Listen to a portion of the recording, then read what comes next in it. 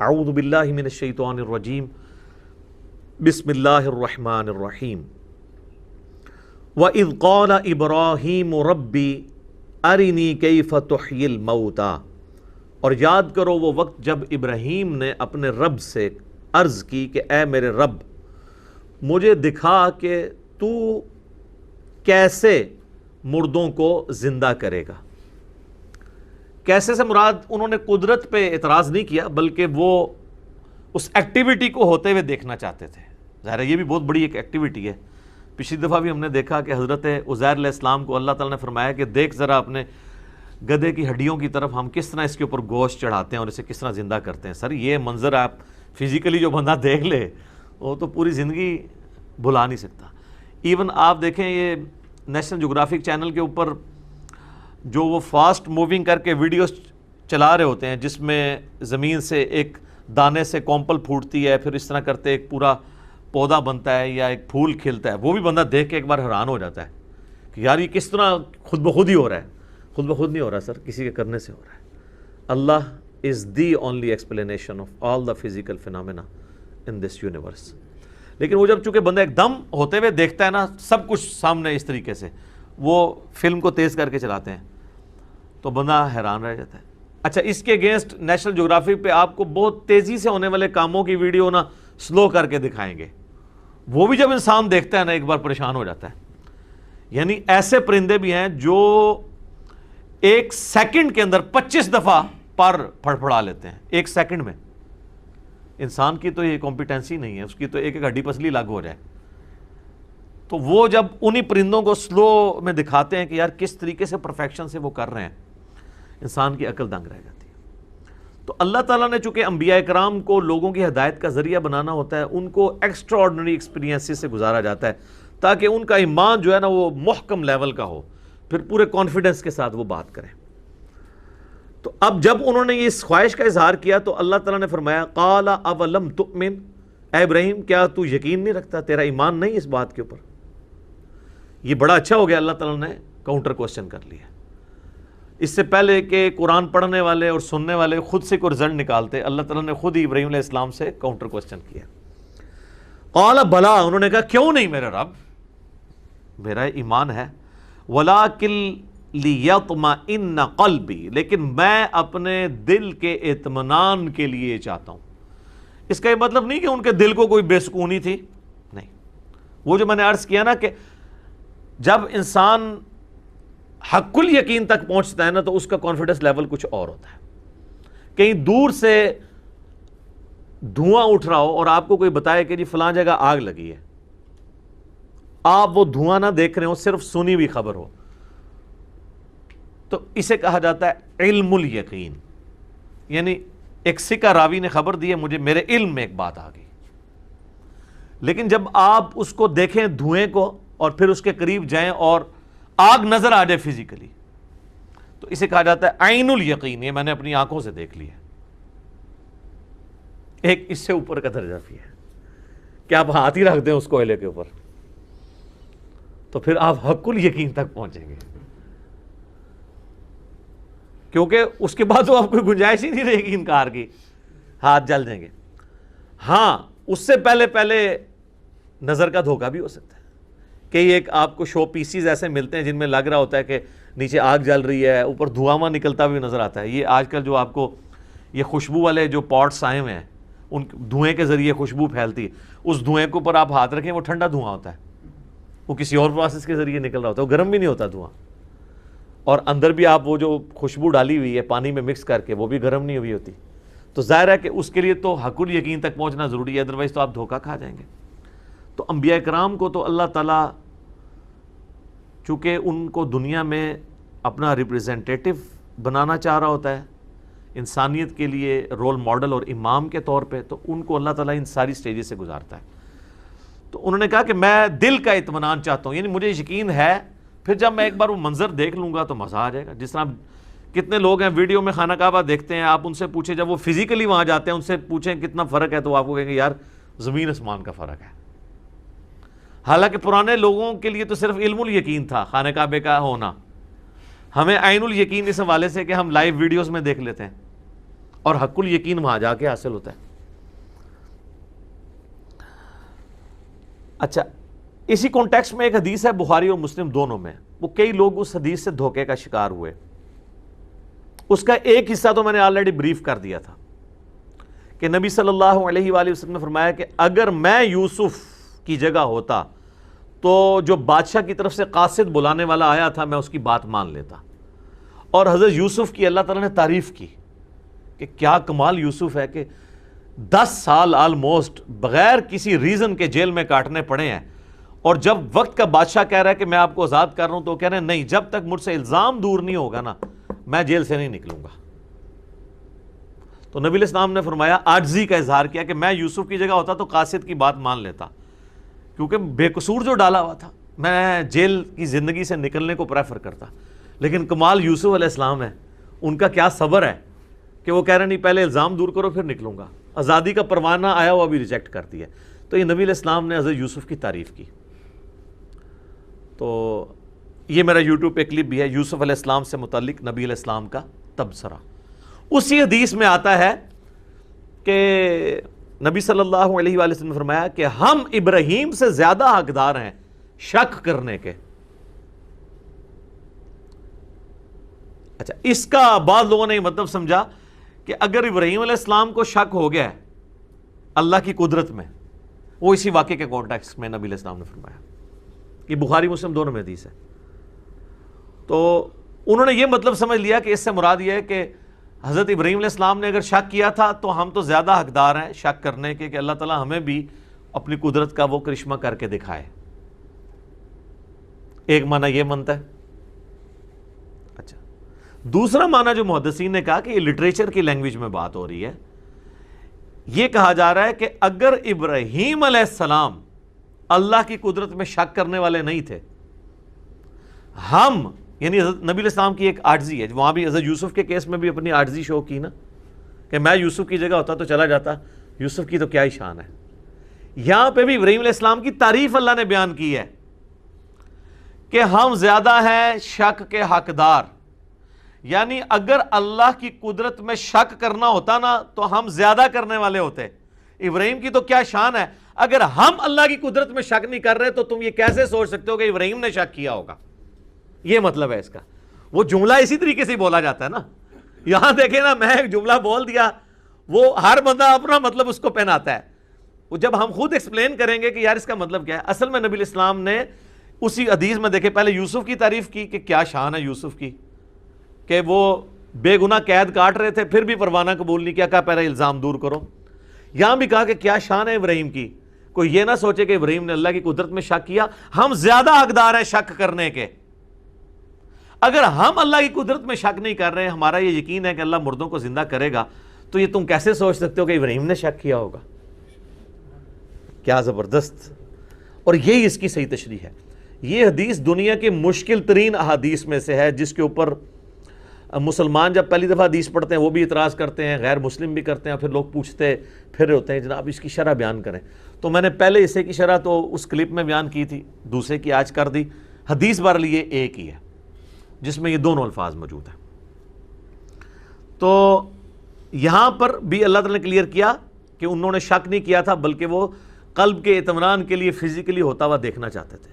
وہ انٹرسٹ تو ہوتا ہے نا، ہم دیکھیں بچپن سے جانور قربان ہوتے ہوئے، نہر ہوتے ہوئے اونٹ دیکھ رہے ہیں، لیکن ابھی بھی جب قربانی کہیں ہو رہی ہو تو بندہ 2 منٹ کھڑے ہو جاتا ہے، یار کس طرح ہو رہی ہے، حالانکہ پتہ ہے کس طرح ہو رہی ہے، یہ بھی پتہ ہے کہ کیا ہوگا، اینڈ رزلٹ پتہ ہے، لیکن اللہ نے ایک انسان میں جستجو کا مادہ رکھا ہے۔ تو یہ تو ایکسپیرینس ہی بہت بڑا ہے کہ مردے کا زندہ ہونا، یہ تو ایک بار بھی زندگی میں ہو جائے تو انسان پوری زندگی اس واقعے کو نہیں بھلا سکتا۔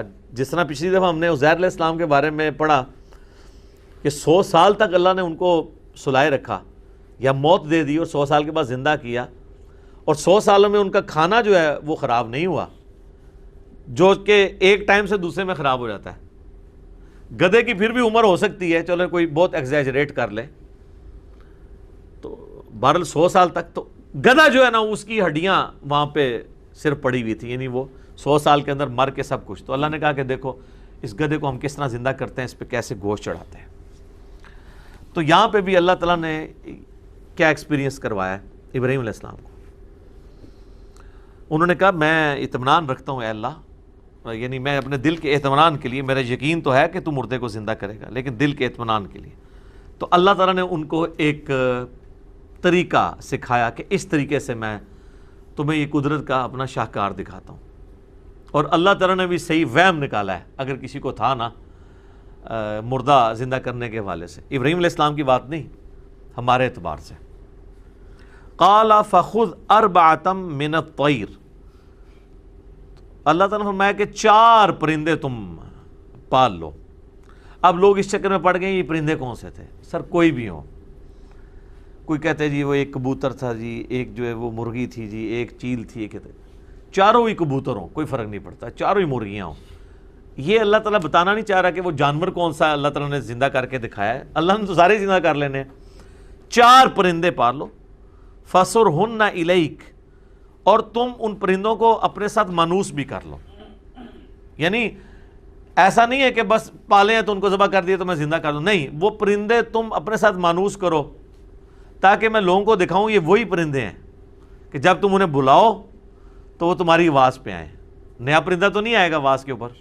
ویسے اللہ تعالیٰ چاہے تو نئے پرندے کو بھی بیچ سکتا ہے، لیکن انسان کو آخری درجے تک انہوں نے جب کہا نا کہ یا اللہ دل کا اطمینان، اللہ کہا میں پھر پورا اطمینان تیرا کرانا. 4 پرندے پال، ان کو اپنے آپ سے مانوس کر. ثم اجعل علی کل جبل، پھر جتنے وہاں تجھے پہاڑ سامنے نظر آ رہے ہیں نا، ان کے یعنی جانوروں کو ذبح کرنے کے بعد اس کے گوشت کے ٹکڑے کرنے کے بعد چاروں کو مکس کر کے ان پہاڑوں کے اوپر رکھتے. یہی آخری درجہ یہی ہو سکتا ہے نا کہ قیمہ کیا ہے، قیمہ بھی چاروں کا مکس ہو گیا اور سارے پہاڑوں پہ کچھ یہاں ڈال دیا، کچھ گوشت ادھر، کچھ ادھر ادھر. منہن جزءا، ان کا ایک ایک ٹکڑا چاروں پہ رکھتے. ثم ادعوہن یأتینک سعیا، پھر تو انہیں بلا، تیرے پاس دوڑتے چلے آئیں گے. مرے ہوئے پرندے، وہ خود ان کا گوشت مکس ہوا، وہ اپنے جناب چل کے تو ان کے پاس آ گئے، ابراہیم علیہ السلام کے پاس. وَاعْلَمْ أَنَّ اللَّهَ عَزِيزٌ حَكِيمٌ، اور خوب جان لینا کہ یقیناً اللہ تعالی غالب ہے، حکمت والا ہے. ہر کام کرنے پہ غالب ہے، لیکن حکمت یہ ہے کہ وہ ہر چیز کو اس نے پردے میں رکھا ہوا ہے، کیونکہ غیب کے اوپر ایمان لانے پہ ہی آپ کو انعام ہے. ان الذین یخشون ربہم بالغیب لہم مغفرۃ و اجر کبیر، جو بے شک وہ لوگ جو بن دیکھے اپنے رب سے دیکھتے ہیں ان کے لیے مغفرت ہے اور بڑا اجر ہے. اچھا، اس واقعے میں آپ دیکھیں اللہ تعالیٰ نے اپنی قدرت کی نشانی دکھائی. ایک رزلٹ تو یہ نکلا. دوسرا رزلٹ یہ نکلا کہ کوئی پیغمبر بھی خود سے مردہ نہیں زندہ کر سکتا. یعنی اگر یہ حضرت ابراہیم خود کر سک رہے ہوتے تو اللہ تعالیٰ سے ریکویسٹ کرتے، ایک خود ذبح کرتے ان کو زندہ کر لیتے، جیسے شیخ عبدالقادر جیلانی نے کیتا ہے. ہاں، میں چوبا تے نال مارنا ہے. وہ کہتے ہیں جی وہ شیخ عبدالقادر جیلانی کو ایک عورت ملنے کے لیے آئی تو وہ خود مرغی کھا رہے تھے اور اس عورت کا بچہ جو ان کا اسٹوڈنٹ تھا وہ روکی سوکھی کھا رہا تھا. تو اس عورت کے دل میں بات آئی کہ یہ کیا، نہیں خود مرغا کھا رہے ہیں اور میرے بچے کو یہ کھلا رہے ہیں. تو انہوں نے اس کے دل کا حال بانپ لیا. کہانی تے کہانی کہتے ہیں جب انہوں نے مرغی کھا لی نا تو جتنی ہڈیاں وہاں پڑی ہوئی تھی نا اس کے اوپر انہوں نے ہاتھ پھیرا اور کہا اللہ کے اذن سے زندہ ہو جا. یہ جو شریف لوگ ہیں وہ یہ کہتے ہیں قم باذن اللہ. جو بدماش قسم کے بزرگوں کے ماننے والے وہ کہتے ہیں انہوں نے کہا قم باذنی، میرے حکم تو زندہ ہو جا. ہاں، تو مرغا جو ہے نا وہ زندہ ہو کے تو وہ کٹ کٹ کٹانگ کرتا ہوا وہاں سے بھاگ گیا. انہوں نے کیا کہ جدو تیرا منڈا اس لیول تے پہنچے گا نا وہ بھی ککڑ کھا لے. یعنی جب تیرا بیٹا بھی اس بزرگی پہ پہنچ جائے گا نا اب وہ بھی پھر مرغا کھا لے. تو جان کی مان پاؤں تو عرض کروں کہ ہمارے نبی علیہ السلام تو پوری زندگی روکھی سوکھی کھاتے رہے. ٹھیک ہے، اور آپ ان بزرگوں کے بارے میں کلیم کرتے ہیں کہ یہ نبی کے طریقے پہ تھے. تو نبی علیہ السلام کا یہ طریقہ تھا، اس طریقے سے وہ ایجوکیٹ کیا کرتے تھے لوگوں کو. ویسے نبی علیہ السلام سے مرغی کھانا بھی ثابت ہے، بخاری مسلم میں حدیث ہے، لیکن شاید وہ ایک دفعہ ہی مرغی کھائی ہوگی آپ نے. آپ کی زندگی تو بڑی یعنی فقر کے اندر گزر رہی تھی. دوسرا، حضرت ابراہیم کو تو یہ معجزہ نہیں ملا ہوا تھا، عیسیٰ علیہ السلام کو بھی ملا ایز اے اسپیشل، لیکن اس میں بھی ساتھ آیا بِإِذْنِ اللہ. بِإِذْنِ اللہ کے ساتھ مردے کو زندہ کرنے کا معجزہ، یا اسے کرامت کہہ لیں، یہ روئے عرض پہ صرف ایک ہی شخص کے لیے ہے، وہ عیسیٰ ابن مریم ہے۔ حضرت ابراہیم کو بھی نہیں ملا۔ جب ابراہیم علیہ السلام کو نہیں ملا تو شیخ عبدالقادر جیلانی کو کہاں سے ملا ہوگا؟ ہمارے نبی علیہ السلام کے بارے میں بھی کوئی ایسا معجزہ رپورٹ نہیں ہوا۔ ایک کہانی سی وہ پیش کرتے ہیں، وہ جابر بن عبداللہ نے دعوت کی تو وہ کہتے ہیں وہاں پہ وہ بکری انہوں نے بچہ ذبح کیا تو وہ ان کے بیٹے دیکھ رہے تھے تو ایک بیٹے نے دوسرے کو ذبح کر دیا تو نبی علیہ السلام نے ان کو زندہ کر لیا۔ بالکل کہانی ہے، قرآن تو بالکل اس کی مخالفت کرتا ہے۔ سورہ انبیاء پڑھ کے دیکھ لیں، سورۃ الانعام پڑھ کے دیکھ لیں، سورہ بنی اسرائیل۔ کافروں کا اعتراض یہی تھا کہ یہ جو معجزے ہمیں اگلے پیغمبروں کے بارے میں بتاتا ہے وہ اس کو کیوں نہیں دیے گئے؟ تو اللہ نے فرمایا اس نبی کا معجزہ قرآن ہے۔ تو بڑا اچھا موقع تھا، اللہ کہتا کہ دیکھو نا کئی بار تو مردہ زندہ کیا ہے انہوں نے۔ تو میرا یوٹیوب پہ ایک کلپ بھی ہے، کیا ممتاز قادری مرنے کے بعد دوبارہ زندہ ہو گیا تھا، اس میں نے بتایا یار یہ کیا آپ کہانیاں کروا رہے ہیں، جھوٹ بول رہے ہیں۔